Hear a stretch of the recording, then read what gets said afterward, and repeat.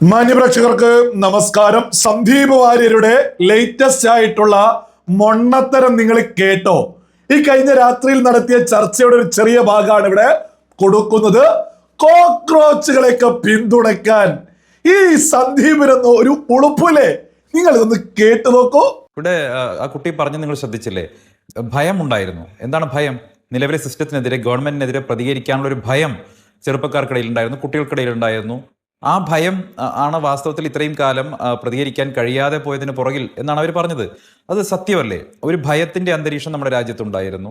പ്രതികരിക്കുന്നവരെ, പ്രതിഷേധിക്കുന്നവരെ കള്ളക്കേസിൽ കൊടുക്കുകയും കേന്ദ്ര ഏജൻസികൾ ഉപയോഗിച്ചുകൊണ്ട് ഭീഷണിപ്പെടുത്തുകയും അവരെ നിരന്തരമായി വേട്ടയാടുകയും അവരെ രാജ്യദ്രോഹികളെന്ന് മുദ്രകുത്തുകയും അവർക്കെതിരായിട്ടില്ലാത്ത ആക്ഷേപങ്ങൾ മുഴുവൻ ഉന്നയിക്കുകയും ചെയ്യുന്ന എല്ലാ തരത്തിലുള്ള മസിൽ പവറും അധികാരവും ഉപയോഗിച്ചുകൊണ്ട് എതിർശബ്ദങ്ങളെ അടിച്ചില്ലാതാക്കുന്ന ഒരു പ്രവണത നമ്മുടെ രാജ്യത്ത് കഴിഞ്ഞ കുറേ വർഷങ്ങളായിട്ട് തുടരുകയാണ്. അതിൻ്റെ ഭാഗമായിട്ട് നമ്മുടെ ഒരു സിസ്റ്റം മുഴുവൻ മാറി. അതായത് പ്രതിഷേധിക്കുന്നവരെ മുഴുവൻ ആക്ഷേപിക്കുന്ന നിലയിലേക്ക് സിസ്റ്റം മുഴുവൻ മാറിയതുകൊണ്ടാണ് ഇപ്പോൾ പ്രതിഷേധം കൂടുതൽ ശക്തമായി ഡിജിറ്റൽ പ്രതിഷേധമായിട്ട് മാറിയത്. വളരെ വളരെ ഉത്തരവാദിത്തപ്പെട്ട സ്ഥാനത്തിരിക്കുന്ന ഒരു വ്യക്തിയിൽ നിന്ന് ഈ നാട്ടിലെ തലമുറ, യുവതലമുറ മുഴുവൻ പാറ്റകളെ പോലെയാണ്, അതല്ലെങ്കിൽ പരാന്നഭോജികളാണ് എന്നൊക്കെ വിളിക്കുമ്പോൾ അവർക്കുണ്ടായിട്ടുള്ള ഇൻസൾട്ട് എത്ര വലുതാണ്! എന്തുമാത്രം വലിയ അപമാനമാണ് ഈ നാട്ടിലെ യുവതലമുറയോട് അവർ ചെയ്തിട്ടുള്ളത്. തീർത്തും ഉത്തരവാദിത്തരഹിതമായി, ഉത്തരവാദിത്ത ബോധമില്ലാതെ ഇത്തരം ആളുകൾ നടത്തുന്ന പ്രസ്താവനകളാണ് സമീപകാലത്ത് മുഴുവൻ ഈ നാട്ടിൽ പ്രശ്നങ്ങൾ ഉണ്ടാക്കിയിട്ടുള്ളത്. അത് നിങ്ങൾ പരിശോധിച്ചാൽ മതി. അപ്പോൾ നിലവിലിരിക്കുന്ന എസ്റ്റാബ്ലിഷ്മെന്റിന് വേണ്ടി ആ എസ്റ്റാബ്ലിഷ്മെന്റിന്റെ ആളുകളായിട്ട് ചമഞ്ഞുകൊണ്ടിരിക്കുന്ന ഉന്നത സ്ഥാനത്തിരിക്കുന്നവർ നടത്തുന്ന തീർത്തും തെറ്റായിട്ടുള്ള അല്ലെങ്കിൽ തീർത്തും അനഭിലഷണീയമായിട്ടുള്ള ഇത്തരം പ്രസ്താവനകൾ ഈ നാട്ടിലെ കുട്ടികളെ, ചെറുപ്പക്കാരെ വല്ലാതെ പ്രകോപിപ്പിച്ചിരിക്കുന്നു എന്നുള്ളതിന്റെ തെളിവാണ് പുറത്തു വന്നുള്ളത്. ഇത് വാസ്തവത്തിൽ ശ്രീ രാഹുൽ ഗാന്ധി എത്രയോ കാലമായി പറഞ്ഞുകൊണ്ടിരിക്കുന്ന, അദ്ദേഹം നാട്ടിൽ പ്രചരിപ്പിച്ചുകൊണ്ടിരിക്കുന്ന, അദ്ദേഹം നാട്ടിലെ ചെറുപ്പക്കാരോടും കുട്ടികളോടും പറഞ്ഞുകൊണ്ടിരിക്കുന്ന കാര്യമല്ലേ? ഈ നാട്ടിലെ തൊഴിലില്ലായ്മയെക്കുറിച്ച്, അതല്ലെങ്കിൽ കേന്ദ്ര സർക്കാരിന്റെ അസഹിഷ്ണുതയെക്കുറിച്ച്, അഭിപ്രായ സ്വാതന്ത്ര്യമില്ലായ്മയെക്കുറിച്ച്, ഈ നാടിന്റെ ഭരണഘടന മുന്നോട്ട് വയ്ക്കുന്ന എല്ലാ മൂല്യങ്ങളെയും ലംഘിച്ചുകൊണ്ട് ഈ അടിച്ചമർത്തലിലൂടെ നാട് ഭരിക്കുന്നതിനെ കുറിച്ചൊക്കെ ശ്രീ രാഹുൽ ഗാന്ധി നിരന്തരം പറഞ്ഞുകൊണ്ടിരിക്കല്ലേ? നിങ്ങൾ കേട്ടില്ലേ? സന്ദീപ് വാര്യർക്കൊന്നും ഒരു ഉളുപ്പില്ലേ? എങ്ങനെയാണ് ഈ കോക്രോച്ചുകളെ ന്യായീകരിക്കാൻ രാഹുൽ ഗാന്ധി പറഞ്ഞത് തന്നെയാണ് കോക്രോച്ചുകൾ പറയുന്നത് എന്നൊക്കെ പറഞ്ഞ് രംഗത്ത് വരാൻ സാധിക്കുന്നത്? ഈ രാഹുൽ ഗാന്ധി അട്ടർ വേസ്റ്റ് ആയതുകൊണ്ടല്ലേ നമ്മുടെ രാജ്യത്ത് മറ്റൊരു പ്രതിപക്ഷം വേണമെന്ന് യുവാക്കൾ പോലും കരുതുന്നത്? ലോക പരാജയമാണ് രാഹുൽ ഗാന്ധി എന്നതിന്റെ ഏറ്റവും വലിയ തെളിവല്ലേ ഈ പ്രതിപക്ഷമായിട്ട് മറ്റൊരു യുവാക്കൾ ഒരു കൂട്ടായ്മ രംഗത്തിറങ്ങണമെന്ന് ഈ കോക്രോച്ചുകൾ കരുതുന്നത്? യഥാർത്ഥത്തിൽ അതല്ലേ ശരി? എന്നിട്ട് കോൺഗ്രസിന്റെ വക്താവായിട്ടുള്ള സന്ദീപ് ഒക്കെ ഉളുപ്പില്ലാതെ പറയാണ്, ഞങ്ങൾ എന്താണോ പറയുന്നത്, ഞങ്ങളുടെ രാഹുൽ ഗാന്ധി പറയുന്നതാണ് കോക്രോച്ച് ജനത പാർട്ടി ഉയർത്തിപ്പിടിക്കുന്നത്. ഈ സന്ദീപും കൂട്ടരും ഒരു കാര്യം മനസ്സിലാക്കണോ? നിങ്ങളുടെ രാഹുൽ ഗാന്ധിയെ അട്ടർ വേസ്റ്റ് ആയതുകൊണ്ടാണ് ഈ പറയുന്ന കോക്രോച്ച് ജനതാ പാർട്ടിയിലെ യുവാക്കൾ കോൺഗ്രസിലേക്ക് വരാത്തത്. ഇത് സകലരും തിരിച്ചറിയണോ? ഭാരതീയ ജനതാ പാർട്ടിക്കെതിരെയാണല്ലോ കോൺഗ്രസ് ജനതാ പാർട്ടി രംഗത്തെത്തിയത്. എന്തുകൊണ്ടാ ഈ യുവാക്കൾ ഒന്നടങ്കം കോൺഗ്രസിലേക്ക് പോവാത്തത്? അത് രാഹുൽ ഗാന്ധിയെ ഒരു വിശ്വാസമില്ല. രാഹുൽ ഗാന്ധിയെ രാജ്യത്തെ യുവാക്കളിൽ ഒരു വിഭാഗം ആളുകൾക്ക് തീരെ വിശ്വാസമില്ലാത്തത് കൊണ്ടാണ് ആ വിഭാഗം ആളുകൾ മറ്റൊരു കോക്രോച്ച് ജനതാ പാർട്ടി ഉണ്ടാക്കിയിട്ടുള്ളത്.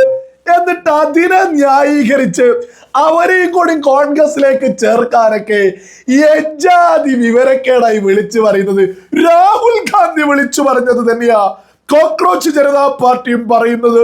ഇവിടെ രാജ്യത്ത് എന്ത് പ്രശ്നം? ഈ രാജ്യത്ത് അടിച്ചമർത്തലൊക്കെ ഉണ്ടായിരുന്നെങ്കിൽ ഇത്തരത്തിലുള്ള ഒരു സംവിധാനം ഇവിടെ വളരുമായിരുന്നു.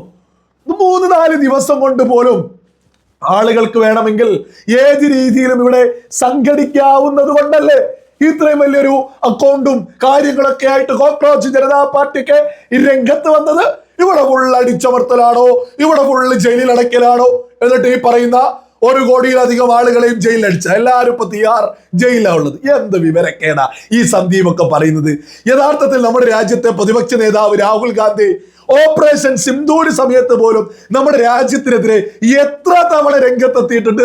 യഥാർത്ഥത്തിൽ പ്രതിപക്ഷ നേതാവിനേക്ക് ഉള്ളിലടയ്ക്കാനുള്ള സകല വകുപ്പുകൾ ഉണ്ടായിരുന്നു. അത്രത്തോളം പാകിസ്ഥാന് വേണ്ടി പാകിസ്ഥാൻ എന്ത് പറയുന്നോ അത് ഏറ്റുപിടിച്ച് രാഹുൽ ഗാന്ധിയൊക്കെ രംഗത്ത് വന്നിട്ടുണ്ടായിരുന്നു. ആ സമയത്ത് പോലും രാഹുൽ ഗാന്ധിയെ അടച്ചിട്ടില്ല. അടച്ചിട്ടിട്ടില്ല. പിന്നെ നമ്മുടെ കേരളത്തിലെ മീഡിയ വൺ ഇപ്പോഴും ഇവിടെ പ്രവർത്തിച്ച് മുന്നോട്ട് പോവുക. നരേന്ദ്രമോദിക്കെതിരെ നിരന്തരം പറയുന്ന ആളുകളല്ലേ നമ്മുടെ കേരളത്തിലെ പ്രമുഖ ഭൂരിപക്ഷം ചാനലുകളോ? എന്നിട്ട് ഏതെങ്കിലും ഒരു ചാനലിനെ കേന്ദ്ര സർക്കാർ എന്തെങ്കിലും ചെയ്തോ? ഒന്നും ചെയ്തിട്ടില്ല. എന്നിട്ട് നരേന്ദ്രമോദിക്കെതിരെ നിരന്തരം പറയുന്ന ചാനലുകളിൽ പോയി ഇരുന്നു കൊണ്ട് അതേ ആള് പറയാണോ നരേന്ദ്രമോദിക്കെതിരെ പറയുമ്പോഴേക്ക് ഫുള്ള് പ്രശ്നം. എന്നിട്ട് ഏതെങ്കിലും ചാനലുകൾക്ക് എന്തെങ്കിലും ഒരു പ്രശ്നം സംഭവിച്ചിട്ടുണ്ടോ? ഇവിടെയുള്ള ഏറ്റവും വലിയൊരു അപകടം എന്ന് പറയുന്നത് ഈ രാഹുൽ ഗാന്ധിയൊക്കെ നിരന്തരം നമ്മുടെ രാജ്യത്തെ ജൻസിയോട് ഇറങ്ങിയിട്ട് വലിയ പോരാട്ടം ബംഗ്ലാദേശിലും നേപ്പാളിലൊക്കെ നടത്തിയതുപോലെ തെരുവിലേക്ക് ഇവിടത്തെ ജൻസിയെ ഇറക്കാൻ നിരവധി തവണ രാഹുൽ ഗാന്ധി പല പ്രഖ്യാപനങ്ങളും നടത്തിയിട്ടുണ്ട്. പക്ഷെ രാജ്യത്തെ ജൻസി രാഹുൽ ഗാന്ധിയൊക്കെ പുച്ഛിച്ചു തള്ളിയതാണ്. അപ്പൊ രാഹുൽ ഗാന്ധിയും കൂട്ടരും കൃത്യമായിട്ട് തിരിച്ചു അറിഞ്ഞു, എന്റെ ഒരു ആഹ്വാനം കൊണ്ട്, രാഹുൽ ഗാന്ധിയുടെ ഒരു ആഹ്വാനം കൊണ്ട് നമ്മുടെ ഇന്ത്യൻ തെരുവുകളിൽ ഒരു ചുക്കും ചെയ്യാൻ സാധിക്കൂല. അപ്പൊ പാകിസ്ഥാന്, ബംഗ്ലാദേശ് ഇവിടെ നിന്നൊക്കെ വലിയ പിന്തുണയോടുകൂടി ഇപ്പൊ രംഗത്ത് വന്ന കോക്രോച്ച് ജനതാ പാർട്ടിക്ക് നമ്മുടെ തെരുവുകളിൽ എന്തെങ്കിലും ഒരു പ്രശ്നം ഉണ്ടാക്കാൻ സാധിക്കുമെന്ന് കരുതിയിട്ട് എത്ര ഉളുപ്പില്ലാതെയാണ് കോൺഗ്രസ് ഇപ്പൊ രംഗത്തെത്തിയിട്ട് കോക്രോച്ച് ജനതാ പാർട്ടിയൊക്കെ പിന്തുണയ്ക്കുന്നത്. യഥാർത്ഥത്തിൽ രാജ്യത്തെ പ്രതിപക്ഷം രാഹുൽ ഗാന്ധി അക്ടർ വേസ്റ്റ് ആയതുകൊണ്ടല്ലേ വലിയൊരു സമൂഹം ആളുകൾ രാഹുൽ ഗാന്ധിയെ പിന്തുണയ്ക്കാതിരിക്കുന്നത്? രാഹുൽ ഗാന്ധിയെ പുല്ലുവിലയായിട്ടല്ലേ മറ്റൊരു സംവിധാനം ഭരണപക്ഷത്തിനെതിരെ രംഗത്ത് വരുന്നത്? എന്നിട്ട് കോൺഗ്രസ് തങ്ങളെ പിന്തുണച്ചില്ലെങ്കിൽ വേണ്ട, രാജ്യത്ത് എന്തെങ്കിലും ഒരു കലാപം ഉണ്ടാക്കുമല്ലോ എന്ന പ്രതീക്ഷയിൽ കോക്രോച്ച് ജനതാ പാർട്ടിയെ പിന്തുണയ്ക്കുന്നത് എത്ര വലിയ അപകട. കോൺഗ്രസ് എല്ലാ കാലത്തും നമ്മുടെ നരേന്ദ്രമോദി സർക്കാർ 2014 അധികാരത്തിലെത്തിയത് മുതൽ നമ്മുടെ രാജ്യത്തെ ഏത് വിധേനയും എന്തെങ്കിലും ചെയ്യണം എന്നുള്ളൊരു ലക്ഷ്യമല്ലേ കോൺഗ്രസിനുള്ളത്? യഥാർത്ഥത്തിൽ കോക്രോച്ച് ജനതാ പാർട്ടിയെ ഏതെങ്കിലും ഒരു വിവരമുള്ള കോൺഗ്രസ്സുകാരന് പിന്തുണയ്ക്കാൻ സാധിക്കുമോ? കാരണം എന്താ, പ്രതിപക്ഷത്തേക്ക് വരേണ്ടിയിരുന്ന ആളുകളാണിപ്പോ മറ്റൊരു സംവിധാനം. ഇത് ഭാരതീയ ജനതാ പാർട്ടിക്ക് എതിരെയായിട്ടുള്ള വലിയൊരു ആൾക്കൂട്ട. അത് യഥാർത്ഥത്തിൽ കോൺഗ്രസിന്റെ കൂടെ രാഹുൽ ഗാന്ധിക്ക് ഒപ്പം നിൽക്കുമ്പോഴാണ് രാഷ്ട്രീയമായിട്ട് ഈ കോൺഗ്രസിന് ഗുണം ഉണ്ടാകുക. അപ്പൊ ബോധമുള്ള ഒരു കോൺഗ്രസ്സുകാരനും കോക്രോച്ച് ജനതാ പാർട്ടിയെ പിന്തുണയ്ക്കാൻ സാധിക്കൂല. പക്ഷെ രാജ്യത്തൊരു കലാപം ഏത് വിധേനയും ഉണ്ടാക്കാൻ ഈ പറയുന്ന കോക്രോച്ച് ജനതാ പാർട്ടി സാധ്യതയുണ്ട് എന്ന് കരുതിയിട്ട് കോൺഗ്രസിന്റെ ആളുകൾ രംഗത്തെത്തിയിട്ട് കോക്രോച്ച് ജനതാ പാർട്ടിയൊക്കെ പിന്തുണക്കുന്നത് വലിയ അപകടം തന്നെയല്ലേ? ഈ പറയുന്ന കോക്രോച്ച് ജനതാ പാർട്ടിക്ക് രാഹുൽ ഗാന്ധിയോടും പുല്ല് വിലയാണ് എന്ന് ഈ സന്ദീപ് വാര്യരോടൊക്കെ നിരന്തരം ഈ ലേറ്റസ്റ്റ് ആയിട്ട് മൊണ്ണത്തരം പറഞ്ഞത് നിങ്ങൾ കേട്ടില്ലേ? ഈ മൊണ്ണത്തരം പറയുന്നതൊക്കെ ഒന്ന് നിർത്തിയിട്ട് സ്വയം ബുദ്ധി വെച്ചൊന്ന് ചിന്തിച്ചു നോക്കൂ.